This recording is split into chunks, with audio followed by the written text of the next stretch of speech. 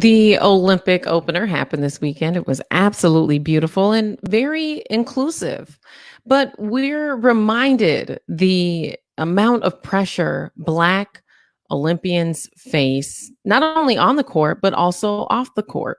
Naomi Osaka was criticized by Megyn Kelly for pulling out of the French opener due to mental health issues. The one thing I can say is that I'm extremely grateful women like Tiffany Cross are using their platforms to speak up for Naomi, to stand in the gap and, in a sense, be a big sis. Take a listen to the way that Tiffany Cross decided to show up and defend Naomi. Listen. 23-year-old Naomi Osaka, who announced she would not participate in post-match conferences during the French Open, and ultimately ended up leaving altogether and withdrawing from Wimbledon, citing her own mental health. Now, Kelly accused Osaka of not being genuine after the tennis star beautifully graced the covers of multiple magazines, which were, of course, shot months prior, which Osaka explained in a since-deleted tweet. Now, we reached out to Kelly's attorney for comment, but did not get a response. But when Osaka understandably blocked Kelly on Twitter, this woman said that Naomi just didn't like tough questions. Such insight from the land of the inconsequential. But also, girl, bye. First, shout out to all of you out there prioritizing your mental health, especially when dealing with someone who spews nonsense like this. By the way, for all you kids watching at home, Santa just is white. Yeah. Jesus was a white man, too. Okay. Second, to all you Karens watching at home, please make a list for your white Santa and pray to your white Jesus for a life. Please. Because we're out here living our best ones, fighting on the front lines to preserve democracy, taking up space at the highest levels of government, making long overdue and necessary changes in newsrooms, winning Emmys while twirling on our haters. We come from a long line of torchbearers, lighting fires that illuminate the world and burn away chains. Ben, Dr. Mack, first of all, it brings me so much joy to see so much Black girl magic this early in the morning. And like I said, I'm thankful that Tiffany Cross decided to use her platform to defend Naomi Osaka, but I'm reminded that she shouldn't have to. If Naomi, who is a star in her own right, decides to not do news conference interviews, decides to not play in any tournament due to her mental health, that is her choice. Yeah. Dr. Mack. Well, first of all, good morning. I think when we take a look at Megyn, and first of all, Sis Cross said it all, and she said a lot. When she talked about the fact that Megyn Kelly wants to say that Naomi just doesn't like tough questions, it reminded me of what happened in August of 2015 during the Republican primaries. And if we can remember, Megyn was one of the panelists that were asking the questions, and she asked Trump about the fact that brought up his statements in regards to women that he didn't like. He called them fat slobs and dogs, right, and the likes. And as a result, Trump went after her. Not only did Trump go after her, but his surrogates went after her, Newt Gingrich.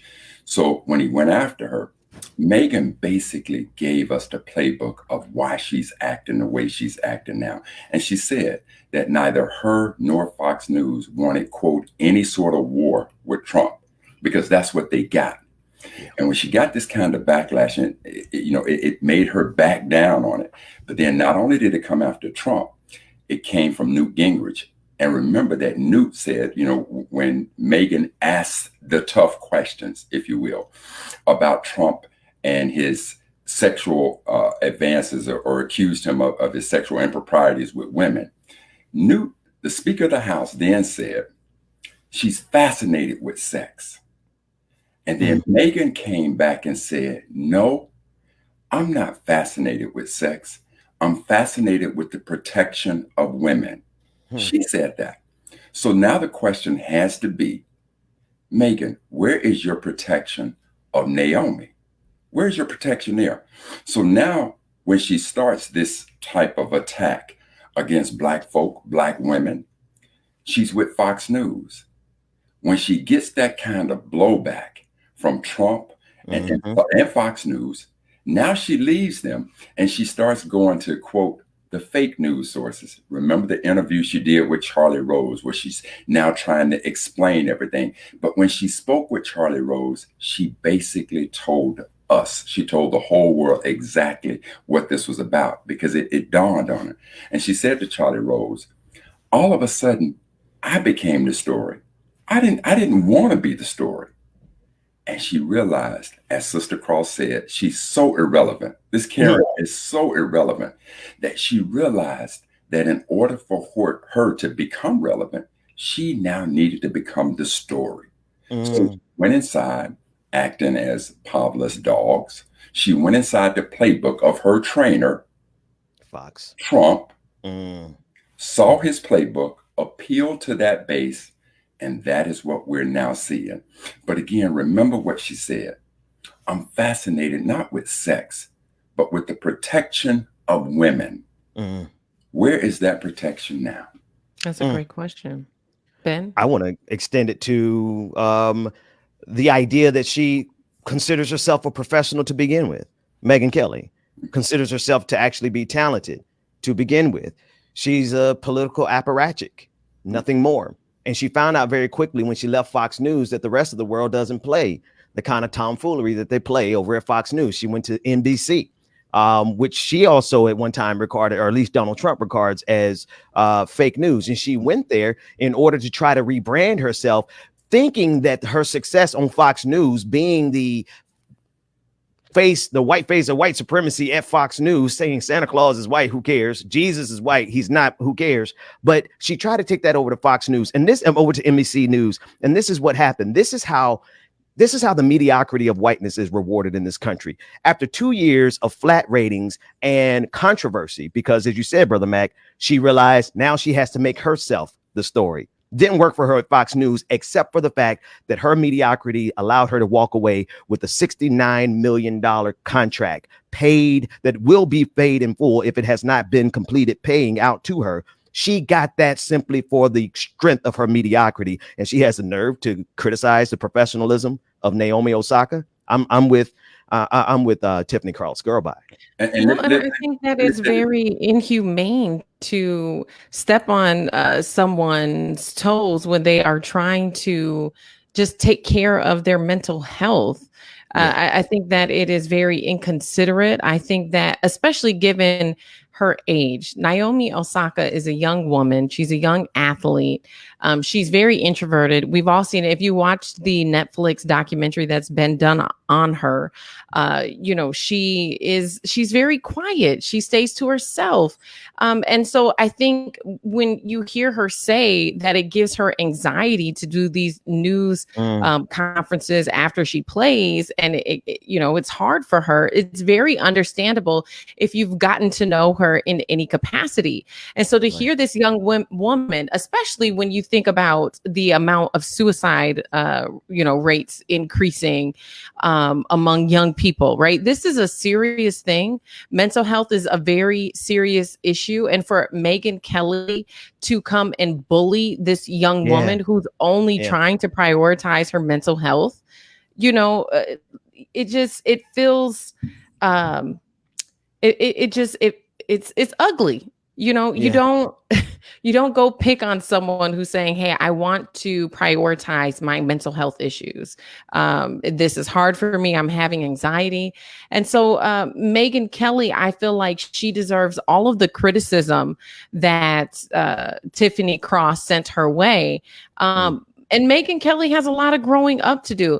That wasn't the end of Tiffany Cross's segment on Megyn Kelly. I believe we have the second part of that. So we're going to go ahead and take a listen if we do. Coincidence that Snow White and the 7 dumb takes she's had recently overwhelmingly target Black women. The amazing luminary Nicole Hannah-Jones, whom Kelly went after over the 1619 Project. The Duchess of Sussex, Meghan Markle, who Kelly said should stop whining about the treatment of baby Archie. Olympic hammer thrower Gwen Berry, who Kelly suggested be removed from the Olympics due to her protest. Kelly is really just trying to claw her way back into social relevance and into the hearts of Fox News viewers by regurgitating their favorite attacks, all while benefiting from the work that we do. We're quite used to it. But when it comes to us, sister, stop punching above your weight. You keep asking for this smoke that you really don't want. You want to act like a high school mean girl, and you'll get treated that way. Sit down, be humble, while our left stroke keeps going viral. Let the grown women speak. You're not invited to this table. You don't have the range. Absolutely. And drop the mic. I want to make one correction. When she spoke with Charlie Rose, she emphasized again that they didn't want to pour any more fuel on this fire in a war with Trump. It was with ABC News that she made the statement that all of a sudden she became the story. But again, go back and think about what she said after Newt Gingrich said that, you know, when she talked about Trump's accusers with these women, that he said she was fascinated with sex. But then it was her words. I'm not fascinated with sex. I'm fascinated with the protection of women. And then listen at the women that Sister Cross named. Yeah. Naomi, the sister from 1619 Project, Megan, Markle. Go down there, all women of color. See, this is why, as you said, once she left there, or they kicked out of Fox News, I doubt very seriously she left. But once that pressure came, and now she went to these other news sources, and she bought that kind of mindset over there, thus this comment about blackface. Ratings dropped, Brother Ben, as you said, because she understands the way the game is played. In order to become relevant, in order to get your fan base, let me go right there in Trump's playbook. And that's what a lot of these Republicans are looking at. They're looking at the fact that negative 45 came out in a way that they hadn't seen arguably in their lifetime from a politician. I mean, just to be so, or at least forget not in their lifetime, because we go back in the 50s and 60s, we saw a lot of this. But he came out in such a way that basically showed them all a playbook. And now this little puppy, this little Karen, looked inside that playbook. And when she bit Massa Trump, and Trump spanked that butt, along with all the other folks that spanked that butt, and she saw her relevance, as Sister Cross so aptly described, when she saw those ratings and her relevancy going down, she now went back and said, look, if there's one group that I can go after, it's Black women. Black women. Wow. That's exactly what she has done. Wow. I just really briefly to add to that, I absolutely think that this is so reflective of the divisions between what white women consider to be feminism. Because you see how she jumped in there to try to say, I'm interested, like you said, Brother Mack, the example that you gave, she's interested in protecting women, yes, but not Black women. And that has been historic in terms of white feminism as it pertains to Black women and womanism. But, you know, Georgia, I know you know that far better than the two of us. But the other part to it is this, is that in this country, you know, you go back to George Wallace when he stood before that door. Yeah. Everybody understood that when you want to become relevant and popular in this country, let's go to the one group of people and demonize them. And that group is us. So again, with the platform that Sister Cross has, Sister Georgia, with your platform, we're calling this Karen out, and we must continue to no longer give them a free pass, because again, it comes a time when your silence becomes criminal. And I appreciate you, sister, for you too stepping up to protect Sister Naomi and all of the sisters in our community against this Karen. Absolutely. We need more women who are going to, you know, do what they can to destigmatize mental health issues. In our community, there's already this stigma that we shouldn't go see a therapist, that we shouldn't get counseling. But if you are having anxiety or stressed, overwhelmed, depressed, any of those things, you have to take care of yourself. So I applaud Naomi. That's a tough call to make when you're professionally, you know, putting something on the line. You're giving up a sacrifice to take care of yourself. That's a hard call to make at such a young age. But I think she made the right choice, and she's killing it in the Olympics. So you know what, Megyn Kelly, go find some business. You just mad that this sister is gracing covers. She's killing it on the court. And what does Megyn Kelly have going on? Absolutely nothing. So she's got her white supremacy going. White supremacy going for her. She has her white supremacy going for her, but that's about it. And the other thing that you have that's going out of style, Ben. It's going out of style. The other thing that I want us to do is, if you put those covers back up, look at the beauty of which. Oh, she's gorgeous. Absolutely. Yeah. And trust and believe that there was an envy going on in little Karen that was just, it just boiled over with her, that she just absolutely could not take that. But again, the other part I want us to all understand, if we turn the focus solely to Naomi, look at the way to think about how history is going to remember this sister. This is a sister who, as she was ascending to the top, she didn't wait till she got to the top, but as she was ascending to the top, she took on issues that were critical to the oneness of humanity. She talked about equality and the fact that of what Black folks and brown folks were going through in this country. That's right. While she's going through all of this, she's bringing to the forefront, as you said, Sister Georgia, a topic that is maybe taboo in the Black community: mental illness. Yeah. These are the things that this sister stands for. And this is why she was honored with the opportunity to light the torch at the Olympics. It is an absolutely incredible honor. You don't honor folks who are very average. And again, as I said, greatness is when you do things, even though you're afraid, but you do these things so that they can benefit others. Sister Naomi could have absolutely just hushed and hit the ball. She could have just stayed on the court, stayed in her lane. Instead, she used her platform to elevate inequality in the country and, more importantly, in this world. And that, little Karen, you'll never, ever, Megan, you will never, ever have anybody to describe you in such a humble, appreciative way. How did Tiffany Cross say it? Girl, bye. That's it. Yeah. You guys, I want to pivot here because I know we only have a short time left. There was some footage that came across my Twitter feed this weekend from Philly. It's not necessarily new, but it hadn't quite made national headlines. And so I wanted to point it out because there's also been some developments. You may or may not have seen the footage of a Philly officer deleting evidence from a man's phone, a Black man who he had pulled over, who he drug out of the vehicle after the man was asking to talk to this officer's supervisor.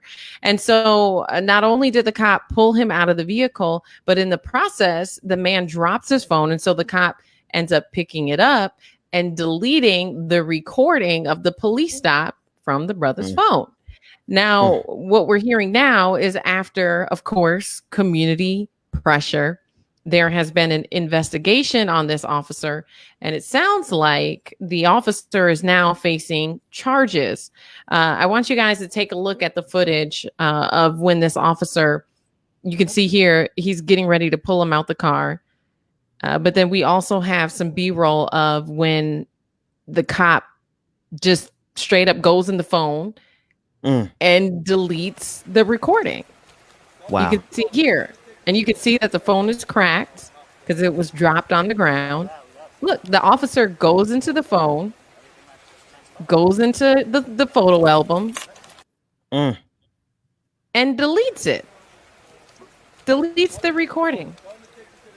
Wow. Now we know how critical these videos can be in holding police accountable. That video right there could have been evidence for this man's case. And the cop just deleted it, right? And then we know the next line after that is what? Oh, I forgot to turn my body cam on.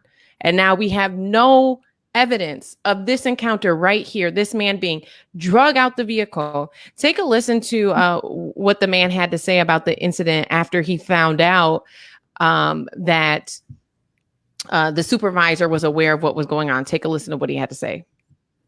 I hope he's definitely held accountable, because like I said, I'm nervous for me and my children. And so you guys, I curious to know your thoughts on this. This is definitely a different situation than what we've seen in some other police encounters. I am grateful that this man is safe, that his children are safe. Yeah. You know, Brother George, Mack, you see the same thing I see? Extremely concerned go ahead, about my the brother. state Go of ahead. policing in this nation. I just wanted to see if everyone noticed the exact same thing I noticed first. The color of the hands that is carrying out the bidding of this police state and this white supremacist. That's a black hand in this video.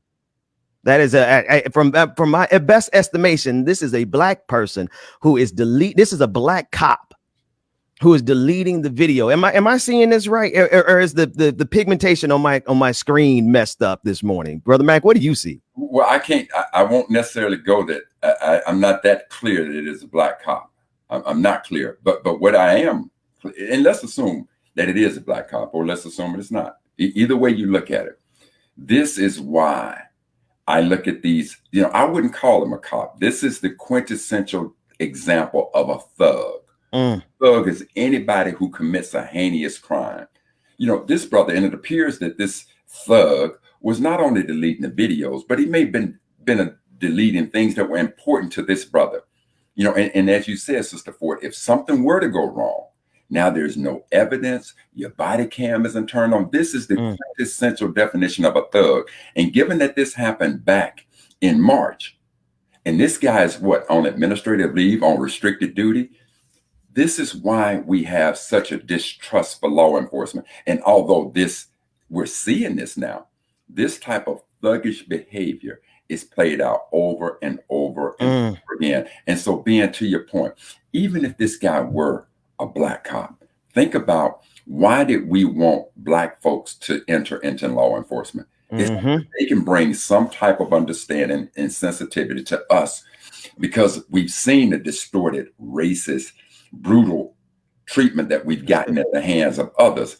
But now when these brothers and sisters come into law enforcement, that brotherhood, that Kool-Aid that they drink, now takes over them, to the point that they now have to, if they want to be accepted by their brethren, and trust and believe, you're more like an ugly stepbrother to them. They care absolutely nothing for us. So for this type of behavior, not only the behavior of this thug cop, but the behavior of the thug supervisor and all of those who are over him. Because the moment that this footage is shown, he should have absolutely been fired. Right. And criminal charges. Where's the prosecutor now coming to bring charges against him for destroying evidence? Exactly. There's absolutely, and this is why we're talking about the entire system being corrupt. Let's not just focus on the thug cop, but focus on his thug supervisor, focus on the thug prosecutors, focus on the thug judges, all of them, because this is about as open and shut of a case as one will get. Yeah, absolutely.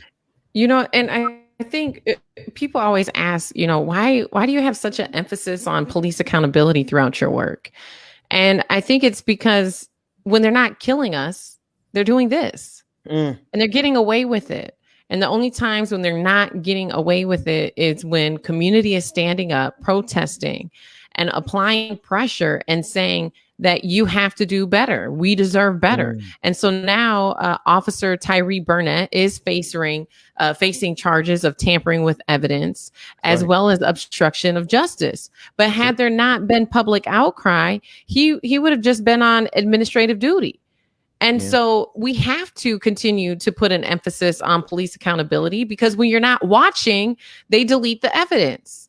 And then what happened to Ronald Green, where they can explicitly cover up the death of a black man because of, quote unquote, the lack of evidence, or because of the evidence that they deleted.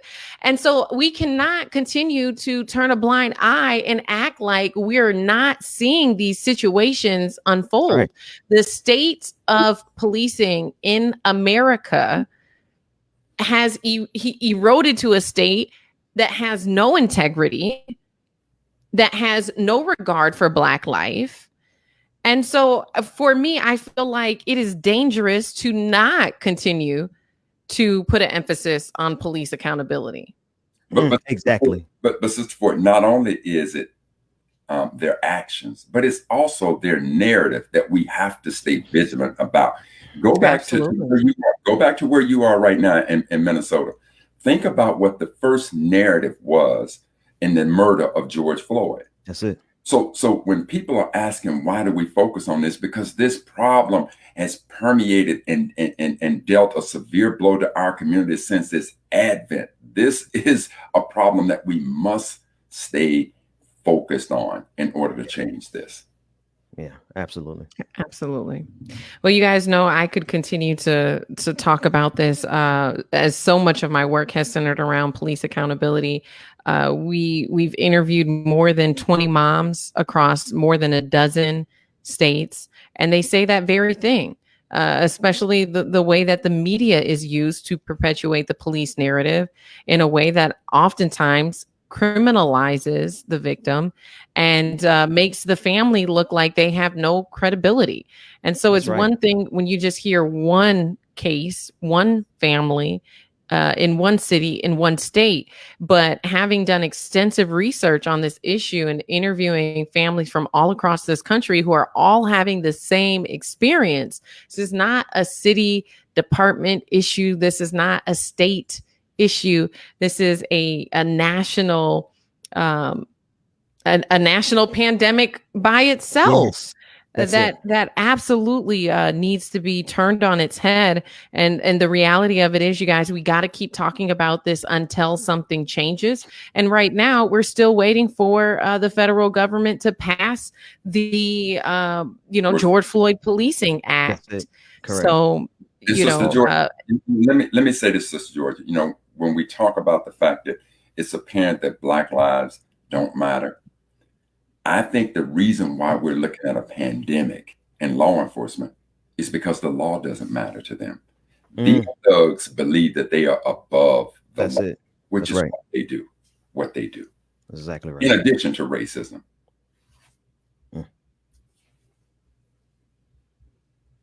Yeah. Well, thank you guys for watching, and stay around for more on The Benjamin Dixon Show.